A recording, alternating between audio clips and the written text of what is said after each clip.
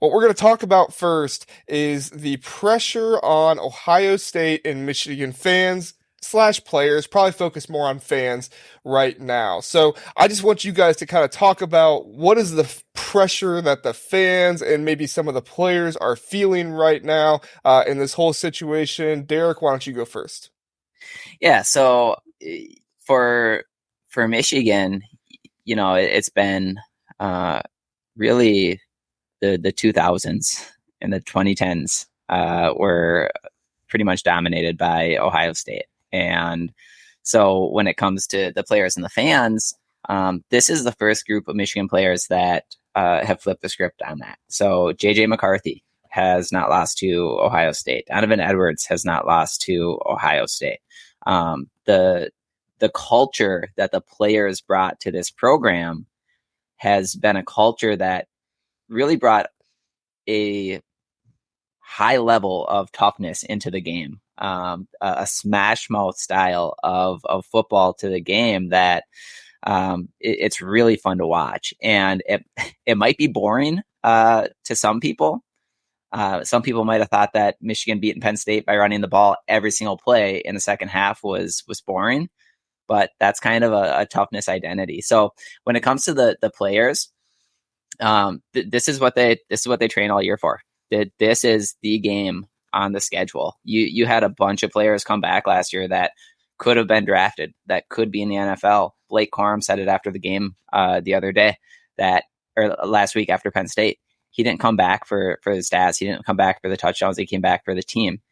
He came back because he felt like there was unfinished business. That unfinished business, we're where we need to be going into this game at 10-0 or at 11-0, but unfinished business starts with Ohio State. This is the game that was circled on the schedule. So I think it's the biggest thing of the season right now. And for the fan base, I mean, for both fan bases, I don't want to be the fan base that loses. I think either way, it's probably in everybody's best interest to just kind of decompress after Saturday and don't get too caught up in social media or anything. But it's always a big game for fans. It's the game. It's back. I feel like maybe it lost a little juice for a little bit, but now it's back, and Michigan fans are pretty excited and hopeful that we'll see 3 straight coming here. One of our Ohio State fans, Detman, he says, I blame Dan Campbell. And then Eric, you have a number one fan, Dylan Kuhn. Oh my gosh, Eric, I'm the biggest fan. Appreciate you guys both being here. Eric, you want to talk about Ohio State for the fans, for the players, stuff like that? What does this game this year mean for them? Checks in the mail, Dylan. Checks in the mail, buddy. Or at least some more cigar. We'll get you some more cigars. No, this, Derek mentioned that, Blake Corum came back for this game. The 3 captains on this team for Ohio State, Xavier Johnson, Tommy Eichenberg, Cade Stover, all could have went to the NFL last year, or at least graduated in Xavier Johnson's instance, but he decided to come back for his 6th year of eligibility, being a super senior. And all 3 of them have talked about the reason why they came back was because they didn't want to leave on 2 straight losses to the team up north. Yeah. And that is a feeling that resonates with this fan base. Like we are frothy right now. Like this is a riled up fan base. This is an angry fan base for many different reasons, but the biggest being is the last 2 years we have got our rear ends handed to us by a team that the experts said weren't as good as us. And I'll say this, Ohio State is built to compete for national championships. But I have been saying it for a couple years, and I'm not the one who originated this, who came up with this. People much smarter than me, and I just stole it and counted it as my own. But Michigan is built to beat us, and it's true. And Derek laid it out perfectly for everybody. They have a toughness identity, and that starts up front with their offensive line. That offensive line has kicked our butts 2 years in a row, and that's got to stop this Saturday. And if it doesn't, then you're going to see a fan base turn their attention to Columbus, Ohio, and the offices of the head coach over at the Woody Hayes Athletic Center because this is unacceptable to this fan base.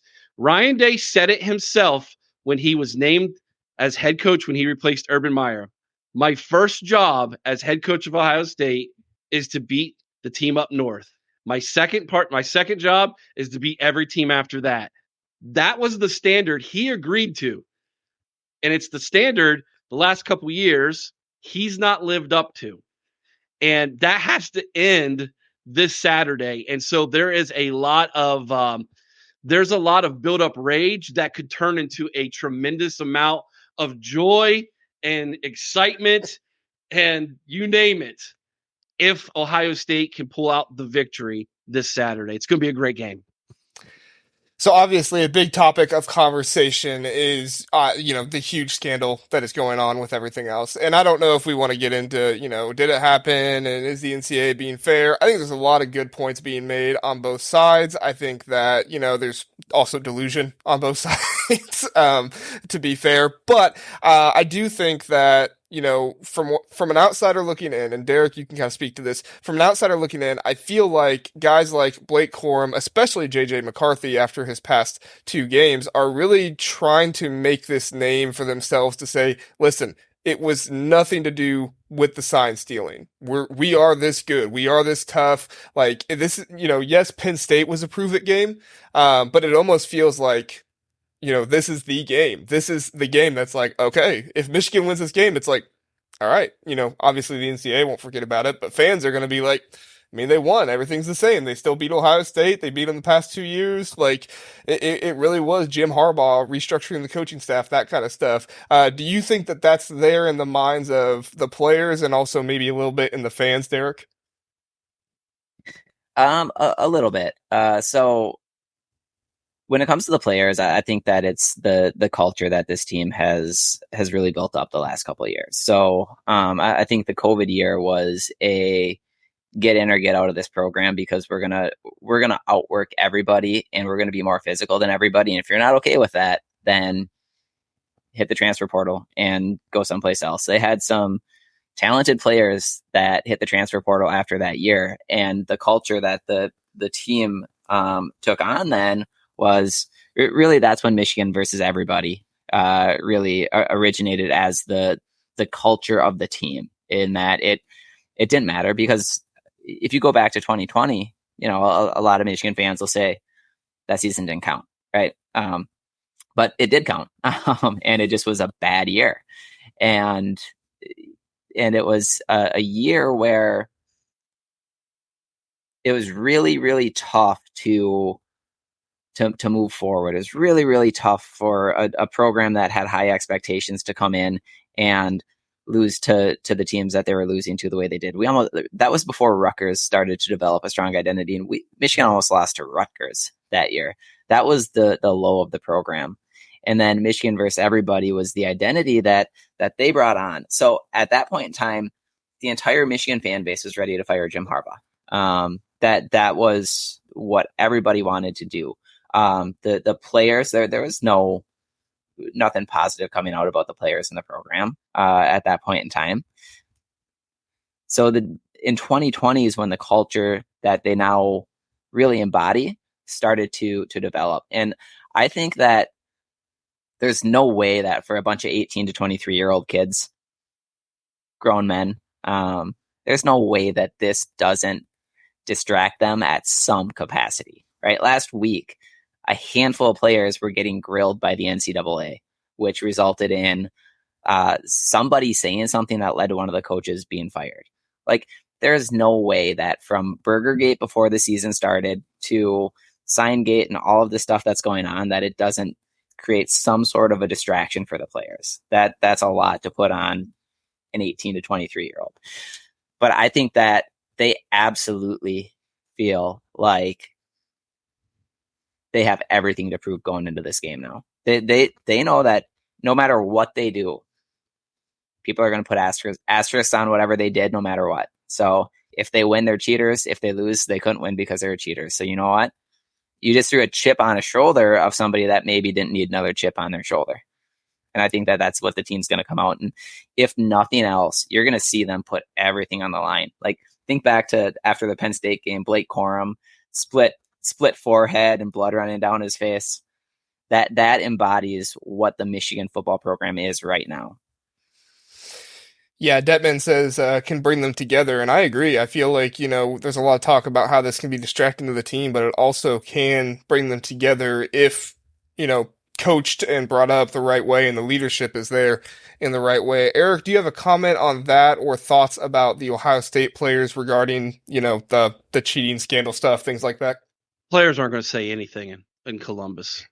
They've been, I'm sure, schooled to keep their mouths shut on that.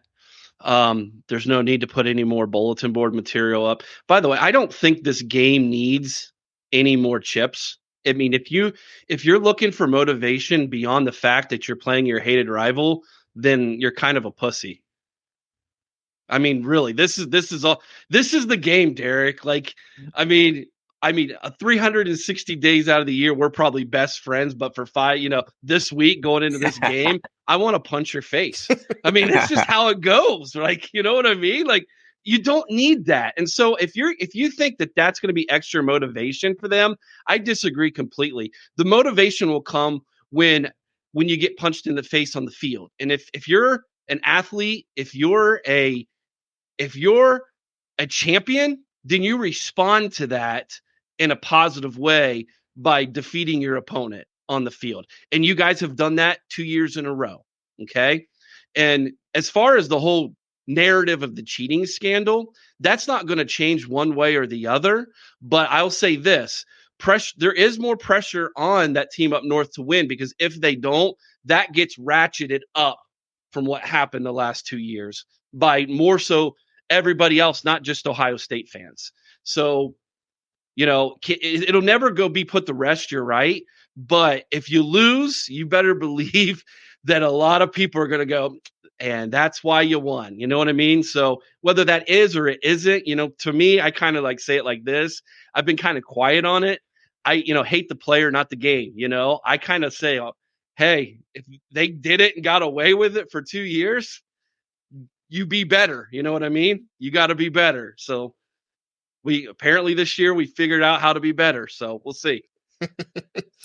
Eric, your number one fan again is asking, the folks over at the Boiler Express are wondering if Columbus is afraid of the letter M. Yeah, we exit out. We're so afraid of it. We just put that red tape on there. Yeah. And then Dylan is very offended by your language. So rightfully so. Dylan's afraid of the letter A in program. Yeah. So Yeah. program. Yeah.